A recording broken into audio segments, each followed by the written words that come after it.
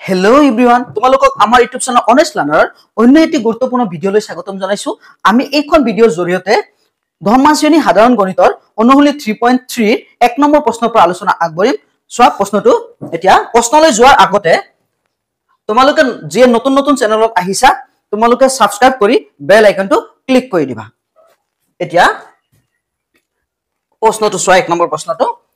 প্ৰতিস্থাপন পদ্ধতিৰে তলৰ ৰৈখিক সমীকৰণ জোৰবোৰ সমাধান কৰা। তোমালোকে ইতিমধ্যে পালা যে আমাৰ ৰৈখিক সমীকৰণৰ জোৰ গ্ৰাফৰ সহায়ত সমাধান কৰিব পাৰি। তাৰ পিছত তিনিটা কন্ডিশন থাকে, তিনিটা কন্ডিশন পাইছিলো। এটা হল a1/a2 পাইছিলো ইকুৱেল b1/b2 ইকুৱেল c1/c2 থাকিলে অসীম সংখ্যক সমাধান থাকে। a1/a2 নট ইকুৱেল b1/b2 এই দুটাৰ ক্ষেত্ৰত সমাধান থাকে। আৰু এটা পাইছিলো a1/a2 equal b1/b2 not equal c1/c2 এইটো পাইছিলো যে ইয়াত কোনো সমাধান নাথাকে। আমি এতিয়া প্ৰতিস্থাপন পদ্ধতিৰ হয়, প্ৰতিস্থাপন পদ্ধতি মানে হল এটা সমীকৰণৰ পৰা মান উলিয়াই আনটোত বহাই দিব লাগে। এতিয়া আমি সেইটো ব্যৱহাৰ কৰি কিনে সমাধান উলিয়াম। ইয়াতে তোমালোকে লক্ষ্য কৰিবা কোনবা সমীকৰণত যদি x ৰ মান বা y ৰ মান 0 ওলাই যায় বা এইটো কন্ডিশন আহি যায় তেতিয়ালৈ বুজি পাবা যে a1/a2 b1/b2 c1/c2 যদি ইকুৱেল হৈ যায় তেতিয়ালৈ বুজি পাবা এইটো কোনো অসীম সংখ্যক সমাধান আছে। এতিয়া সোৱা আমি সলিউশন কৰিম। প্ৰথম সমীকৰণটো সোৱা x + y = 14। ইয়াৰ পৰা আমি মান উলাই লম। প্লাসত আছে ইফালে গলে মাইনাসত, x y টো প্লাসত আছে ইফালে গলে মাইনাসত। ইকুৱেশন 1 তুমি যিকোনো এটা চলকৰ তুমি আংশিক এটা মান উলাই লব লাগে। চলক যিকোনো এটা চলক সোফালে লব লাগে আৰু এটা বাওফালে ৰাখি দিব লাগে। এতিয়া আকৌ x - y = 4 তো দ্বিতীয় সমীকৰণ হয়। আমি এটা দ্বিতীয় সমীকৰণ কি কৰিম, প্ৰথম সমীকৰণ যে x ৰ মানটো আছিল নহয় বহাই দিম। ইয়াকে প্ৰতিষ্ঠা কৰা বুলি কোৱা হয়। x ৰ মান সব 14 - y এইটো সমীকৰণৰ ইকুৱেল 4 কৰ পৰা পাইছো 1 ৰ পৰা। এতিয়া চোৱা 14 টো প্লাসত আছে ইফালে গলে মাইনাস, এটা y মাইনাসত আৰু এটা y মাইনাসত। ঋণ দুইটাই ঋণ, গতিকে আমাৰ কেইটা ঋণ হল দুটা ঋণ হল। 4 - 14 এতিয়া চাবা -2y 14 ৰ পৰা 4 গলে কেই টকা ঋণ থাকে 10 টকা। এতিয়া মাইনাসটো পূৰণ হৈ আছে ইফালে গলে হৰণ y = -10/-2। এতিয়া চোৱা মাইনাসটো ইফালে গলে প্লাস হয়, যেতিয়া প্লাসত মাইনাসত থাকে তেতিয়াহে এটো -2 এটা ইউনিট হিচাপে ব্যৱহাৰ হৈছে, পূৰণ হৈ আছে ইফালে গলে হৰণ হৈছে। এই কাৰণে -2 একেলগে গৈছে। তুমি ইচ্ছা কৰিলে -2 ইয়াতে ৰখাই দিব পাৰা। মাইনাস মাইনাস কেনসেল, 2 10ত কেইবাৰ 5 বাৰ। y ৰ মান কিমান পালো 5। এতিয়া চাবা ইকুৱেশন 1 ইমপ্লাইজ ইকুৱেশন 1 ৰ পৰা চোৱা x = 14 - y। ইকুৱেশন 1 ৰ পৰা আমি 14 মাইনাস আমি y ৰ মান পাইছো 5। এতিয়া 14 ৰ পৰা 5 গলে কিমান থাকিব 9। এতেকে x ৰ মান 9, y ৰ মান কিমান 5। এতিয়া আমি পৰৱৰ্তী প্ৰশ্নলৈ আগবাঢ়িম। 2 নম্বৰটো চাবা। 2 নম্বৰটো সলিউশন হল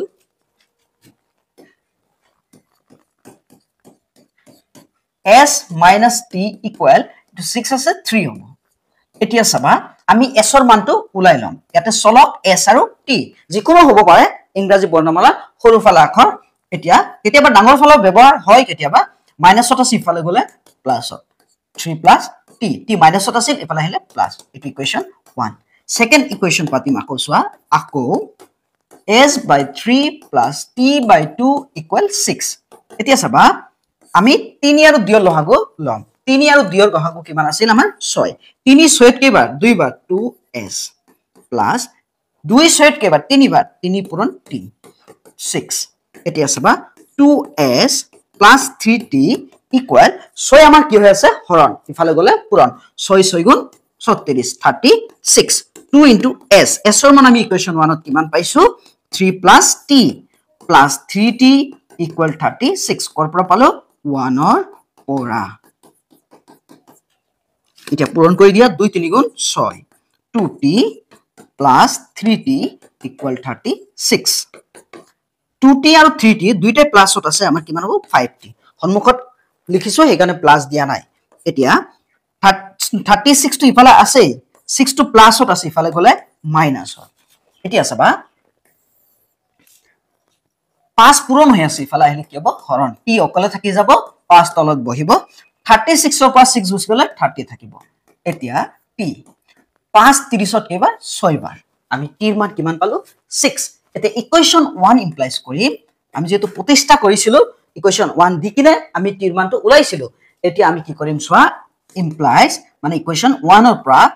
s = 3 + t 3 + 6 t ৰ মান 6 3 আৰু 6 9 এতেকে s ৰ মান 9 t ৰ মান কিমান 6 আমি এতিয়া পৰৱৰ্তী প্ৰশ্নলৈ আগবাঢ়িম 3 নম্বৰ প্ৰশ্ন চাবা solution 3x - y = 3 এতিয়া তুমি ইয়াতে x ৰ মানো ৰাখিব পাৰা বা y ৰ মানো ৰাখিব পাৰা তোমাৰ সুবিধা মতে এতিয়া 3x আমি y ৰ মানে x ৰ মানে ৰাখি আছো আগৰ প্ৰায় গতিকে 3 y টো মাইনাসত আছে ইফালে আহিলে প্লাস x ৰ লগত চাবা 3 টো পূৰণ হৈ আছে গতিকে ইফালে আহিলে হৰণ ইকুৱেশন 1 এতিয়া আকৌ চাবা 9x - 3y = 9 তুমি ইকুৱেশন এটা যেতিয়া বহাবা তেতিয়া চাবা এটো গুটেই কেটা ইকুৱেশনটো কিবা এটা কমন সংখ্যাৰে হৰণ যায় নেকি অৰ্থাৎ ইকুৱেশনটো সৰু হয় নেকি 2 ৰে যায় বা 3 ৰে যায় বা সৰু হয় নেকি আগতে সৰু কৰি লবা সবতে 3 হৰণ যায় 3 ইয়াত কেবাৰ 3 বাৰ 3 ইয়াত কেবাৰ একবাৰ 3 ইয়াত কেবাৰ 3 বাৰ ইকুৱেশনটো আগৰ ইকুৱেশনৰ নিচি নাই এতিয়া আমি x ৰ মানটো পাতি দিম 3 * x ৰ মান কিমান আছে সোৱা 3 +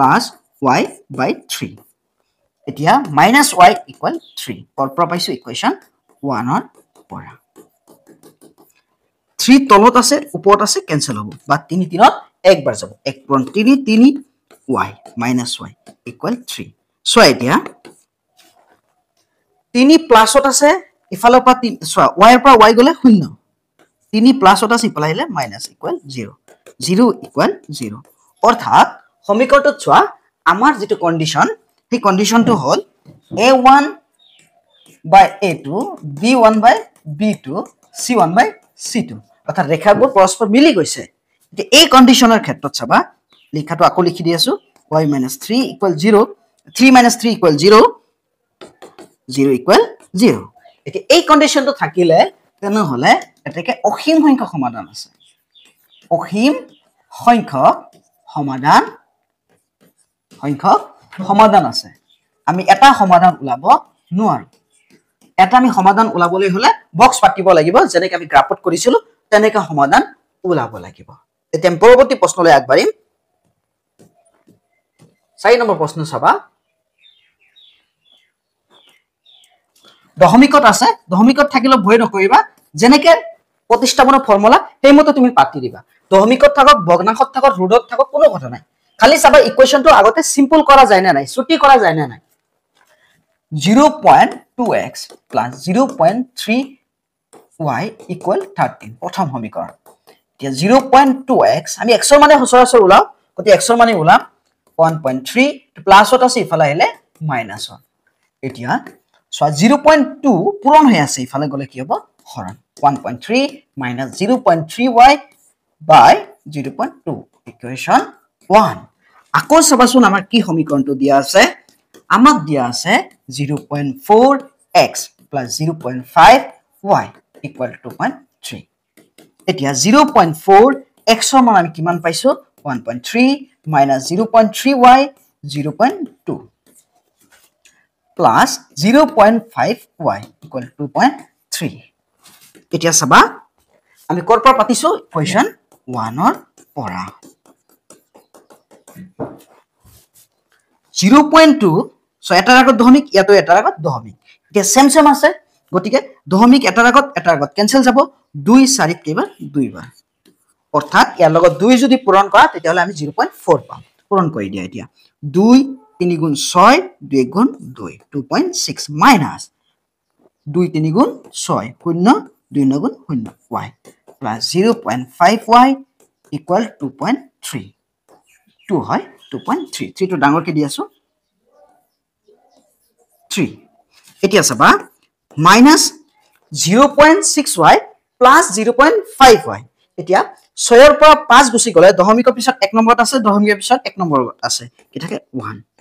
0 ডাঙৰ যেটো 0.6 মাইনাসত আছে গটিকে মাইনাসত দিছো y ইকুয়াল চাবা 2.3 প্লাসত আছে 2.6 ইফালে আহিলে মাইনাসত 2.6 এতিয়া আৰু এটা লাইন লিখি আছো ইয়াত 0.1y ইকুয়াল সো হসৰসৰ আমি y লগত 1 থাকিলে নিলিখো 0.1 আছে কাৰণে আমি y টো লিখিছো দশমিক থকাৰ কাৰণে আমি 1 টো লিখিছো এতিয়া 6 ৰ পৰা 3 যদি গুছি যায় কিমান থাকিব 3 2 ৰ পৰা 2 গলে 0 এটাৰ আগত দশমিক 2.6 ডাঙৰ সংখ্যা মাইনাসত আছে গটিকে মাইনাস এতিয়া মাইনাস 0.1 টো পূৰণ হৈ আছে ইফালে আহিলে কি হ'ব হৰণ হ'ব y equals to minus 0.3 by minus 0.1 দুইটাই মাইনাস আছে প্লাস হৈ যাব আৰু চাবা এটাৰ আগত দশমিক ক্যান্সেল যাব 1 3ত কেবা 3 বাৰ ইকুয়েশন 1 implies ইকুয়েশন 1 ত আছে আমাৰ x equal 1.3 minus 0.3y by 0.2 এতিয়া সোয়া আমি y ৰ মান পাইছো সেই y ৰ মানটো আমি কি কৰিম ইয়াতে বহুৱাই দিম 1.3 minus 0.3 into y ৰ মান কিমান আছে 3 by 0.2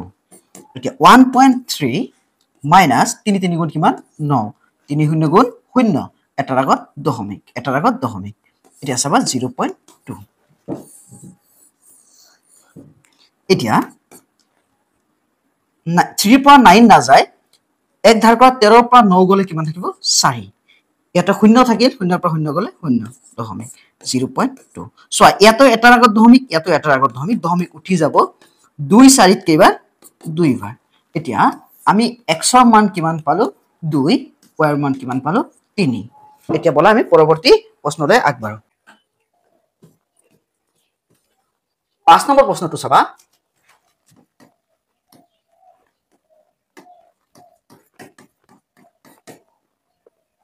√2x plus √3y equal 0 root আছে বুলি ভয় নাখাবা বা দশমিকত থাকিলে ভয় নাখাবা যেনেকে তোমাৰ স্থাপন পদ্ধতিত কৰিব দিছে তুমি তেনেকে কৰিবা √2x প্লাস আছে ইফালে গলে মাইনাস √3 √2 পূৰণ হৈ আছে ইফালে গলে আৰু মাইনাস √3 by √2y ইকুয়েশন 1 আকৌ চাবা আকৌ কি আছে √3x তাৰ পিছত কি আছে মাইনাস √8y equal 0 ইয়াত চোৱাচোন minus √8y equal 0 এতিয়া চাবা √3 ৰ মান আমি তো নাজানে x ৰ মান জানো কিমান minus √3y √2 y minus √3y by √2 minus √8 ক 4 into 2 লিখিব পাৰো y equal 0 কৰ পাইছো ইকুয়েশন 1 ৰ পৰা এতিয়া সোয়াচোন √2 আৰু √3 কটাকটি না যায় √3 into √3 দুটা একে বস্তু পূৰণ হলে আমাৰ কি হয় স্কয়াৰ হয় √3 স্কয়াৰ ইয়াৰ আগত প্লাস আছে মাইনাস সবা √2 আমি দি দিছো এটা y মাইনাস তে 4 বৰ্গমূল কিমান 2 2 স্কয়াৰ কৰিলে কিমান 4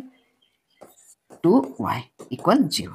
এতিয়া আৰু এটা লাইন ইয়াত লিখি আছো মাইনাস স্কয়াৰ আৰু ৰুট কেব কেনসেল হ'ব √3 by √2 minus 2 √2 y equal 0 so কিমান সহজত হৈ যাব 2 √2 তলত কিমান আছে এটা একো নাই মানে 1 আছে 1 আৰু √2 লহাগু কিমান √2 equal 0 এ আছে এতিয়া সোয়া √2 ত একবাৰ 1 into ইয়াতে এটা বস্তু লিখা নাই y তো মই ওপৰতে লিখি দিছো সাইডত লিখা আৰু ওপৰত লিখা একে কথা গতি √2 ইয়াতে একবাৰ minus √3y actually √3 নহয় ঠিকে লিখি দি আছো এইটো হ'ব তোমাৰ স্কয়াৰ আৰু ৰুট গুছি গলে কিমান হ'ব 3y তাতো ঠিক কৰি লিখিব লাগিব ইয়াতো লিখি দি আছো ঠিক কৰি -3y এতিয়া 1 √2 কেবাৰ √2 বাৰ আমি দিম মাইনাস তো আগত দিম তাৰ পিছত সোয়া 1 √2 √2 বাৰ √2 সোয়া 2 √2 into √2y নিশ্চয় বুজি পাইছা এতিয়া সোয়া এটো হৰণ হৈ আছে ইফালে গলে পূৰণ -3y minus 2 √2 into √2 কিমান হৈ যাব 2 পূৰণ 2y 0 into √2 এতিয়া চাবা -3y 2 দ্বিগুণ 4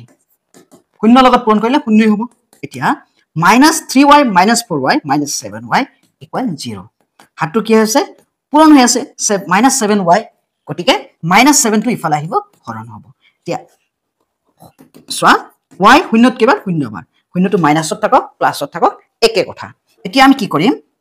y এৰ মান পালো 0 ইকুয়েশন 1 ত বহুৱাই দিম সো ইকুয়েশন 1 ত কি আছিল x = -√3 √2 y y টো পূৰণ হৈ আছে √3 √2 * 0 এতিয়া আমাৰ কি হৈ যাব 0 এটাকে আমি x এৰ মানও পালো 0 y এৰ মানও পালো 0 6 নম্বৰ প্ৰশ্ন চাবা 3x by 2 5y by 3 equal -2 এতিয়া যদি ভগ্নাংশ থাকে তুমি আগতে ভগ্নাংশটো লহাগুলৈ নরমাল সমীকৰণত পাতি লবা 2 আৰু 3 লহাগু 6 পাইছাই 2 6 কেবাৰ 3 বাৰ 3 3 গুণ 9 9x minus 3 6 কেবাৰ 2 বাৰ 2 5 গুণ 10 10y equal -2 এতিয়া চাবা 9x minus 10y equal 6 হৰণ হৈ আছে ইফালে গলে পূৰণ minus 6 গুণ 12 এতিয়া চাবা 9x equal -12 মাইনাসত আছে ইফালে আহিলে প্লাস প্রতিস্থাপন পদ্ধতি কৰিব লাগিব অতি আমি এটা চলকৰ মান প্ৰথম সমীকৰণ উলাই লব লাগিব গতিকে -10y আছে ইফালে আহিলে +10y এতিয়া x টো ৰাখি যাব ন পূৰণ হৈ আছে ইফালে আহিলে হৰণ 10y by 9 তেছৱা যেটো কমন লৈ কটাকটি কৰিব নোৱাৰি গতি আমি এনেকৈ ৰাখি দিম ইকুয়েশন 1 আকৌ সবা আমাক কি কৈছে আমাক কৈছে x by 3 plus y by 2 equal 13 to y হয় y by 2 13 by 6 এতিয়া আমি যদি লহাগু ল 6 হ'ব এতিয়া 2 আৰু 3 লহাগু 6 3 6 কেবাৰ 2 বাৰ 2 into y 2 into x 2x plus so আকৌ কৈছো 3 6 কেবাৰ 2 বাৰ 2 into x কিমান 2x 2 6 কেবাৰ 3 বাৰ 3 into y 3y ইয়াৰো তলত 6 ইয়াৰো তলত 6 ক্যান্সেল যাব অৰ্থাৎ এইটো আহি ইফালে এইটো যদি পূৰণ হয় ওপৰত পূৰণ হ'ব ক্যান্সেল যাব এনেকে 13 by 6 13 into 6 by 6 হ'ব এটো কটাকটি যাব এতিয়া আমাৰ থাকিব 2x plus 3y equal 13 এতিয়া আমি কি কৰিম x এৰ মান বহুৱাই দিম x এর মান ইকুয়েশন 1 ত পাইছো -12 plus 10y by 9 ইয়াতে হ'ব 3y তিটো ভালকে লিখি দিছো 3y equal 13 কৰ পৰা পাইছো ইকুয়েশন 1 ৰ পৰা এতিয়া চাবা 2 আৰু 9 কটাকটি না যায় ওপৰত পূৰণ কৰি দিম -2 into 12 24 plus 2 10 গুণ 20 y তলত থাকিব মই কিমান 9 plus 3y equal 13 এতিয়া চাবা